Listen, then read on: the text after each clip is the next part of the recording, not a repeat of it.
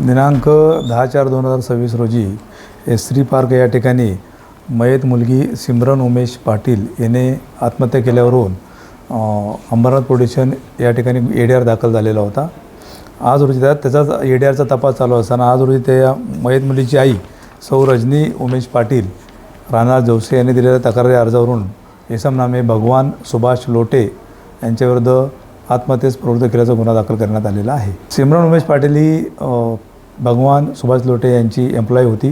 ती त्यांच्या कंपनीमध्ये अकाउंटंट म्हणून काम करत होती आणि ती काम सोडण्यासाठी तयार असताना किंवा त्याला काम सोडण्याची इच्छा होती त्यावेळेस भगवान लोटे यांनी त्यांच्यावर दबाव आणलेला होता। त्यांना धमकी देत होते काम सोडू नये म्हणून आणि त्यांचा मनी लॉन्ड्रिंगचा देखील एक व्यवसाय होता।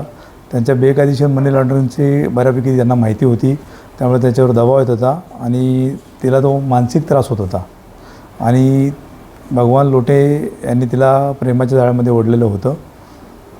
या कारणावरून तिने ते आत्महत्या केली असं निष्पन्न झालेलं आहे।